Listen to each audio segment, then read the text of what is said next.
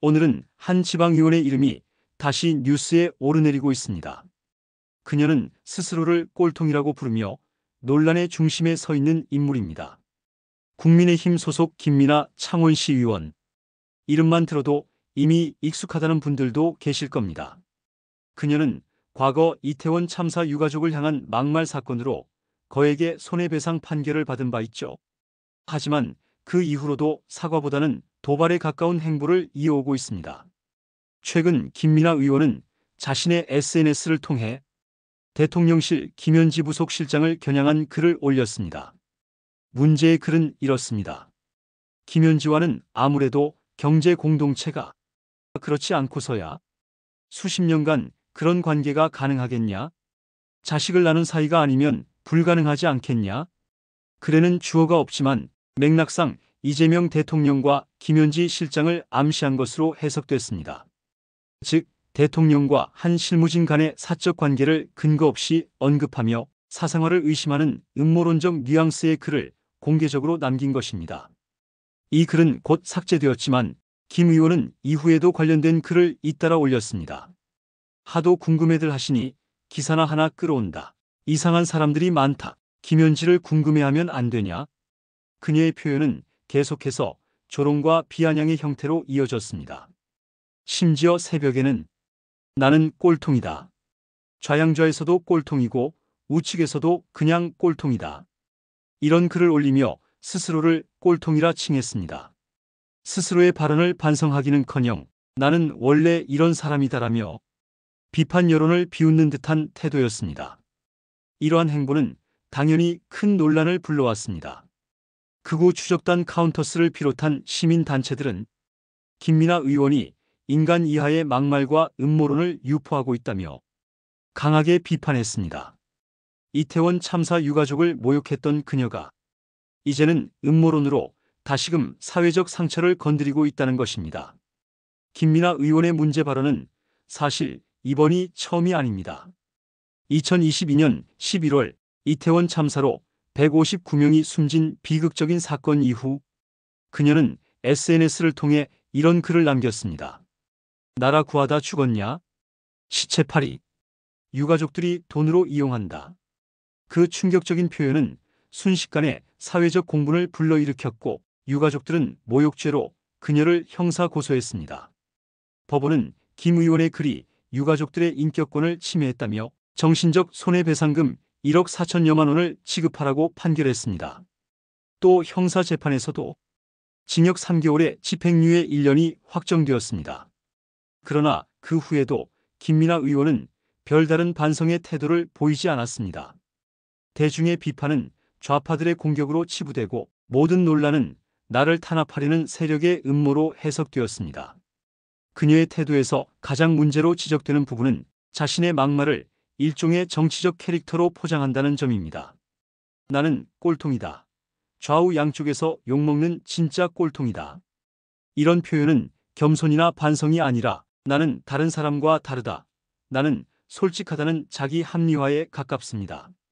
그러나 정치인의 솔직함이란 결국 공공의 신뢰 위에서만 의미가 있습니다. 근거 없는 음모론, 고인에 대한 조롱, 그리고 혐오성 발언은 솔직함이 아니라 무책임입니다. 더 큰 문제는 이런 태도가 지역사회의 품격에도 영향을 미치고 있다는 점입니다. 김 의원은 과거에도 또 다른 논란을 만들었었습니다. 창원에 여러 민주화운동 기념관들을 두고 영령을 기리는 곳이 많으면 도시가 무겁고 어두워진다. 창원이 과거로 돌아간다. 이런 말을 한 겁니다. 이에 대해 민주화운동 관련 단체들은 강하게 반발했습니다. 그들은 민주성지 창원의 품격을 떨어뜨리고 시민의 자존심을 짓밟았다며 공식 사과와 사퇴를 요구했습니다. 하지만 창원시 의회의 입장은 달랐습니다. 의회가 사과할 사안이 아니다. 의원이 스스로 책임질 문제다. 결국 의회는 또다시 개인의 일탈로 선을 그었습니다. 이쯤 되면 시민들은 묻고 싶습니다. 공인이란 과연 어떤 존재인가? 표를 얻기 위한 인물인가? 아니면 시민을 대표해 책임을 지는 사람인가? 김민아 의원의 일련의 언행은 단순한 실언이나 개인의 SNS 실수로 보기 어렵습니다. 그녀의 발언 하나하나에는 공감 능력의 부재, 사회적 감수성의 결여, 그리고 정치적 책임감의 실종이 보입니다. 한편으로는 이런 생각도 듭니다. 금융치료라는 말이 있습니다. 법적 처벌과 배상이 이루어지면 그 행위에 대한 반성이 뒤따라야 하는데 김민아 의원의 경우 그마저도 통하지 않았습니다. 거액의 배상 판결, 형사 유죄 확정. 그럼에도 불구하고 그녀는 여전히 SNS에서 자극적 언행을 이어가고 있습니다. 이는 단순히 한 개인의 문제를 넘어 정치권 전반의 윤리적 경고음으로 읽힐 필요가 있습니다. 왜냐하면 이런 인물이 공직자로서 자리를 유지하고 있다는 사실 자체가 시민들의 정치 불신을 키우기 때문입니다. 지금 이 순간에도 그녀는 자신을 꼴통이라 부르며 비판을 풍자나 유머로 치환하고 있습니다. 하지만 그 유머 뒤에는 누군가의 상처가 있고 사회적 신뢰가 무너져 있습니다. 우리가 웃을 수 없는 이유는 바로 그 때문입니다. 정치는 결국 공감의 예술입니다. 누구의 입장을 대변할 것인가? 그 말 한마디에 얼마나 책임질 수 있는가? 그것이 정치인의 최소한의 자격입니다. 막말은 공감의 반대말이고 음모론은 책임 회피의 도구입니다. 그리고 지금 김민아 의원은 그 두 가지를 동시에 보여주고 있습니다. 마지막으로 이태원 참사 유가족의 목소리를 기억할 필요가 있습니다.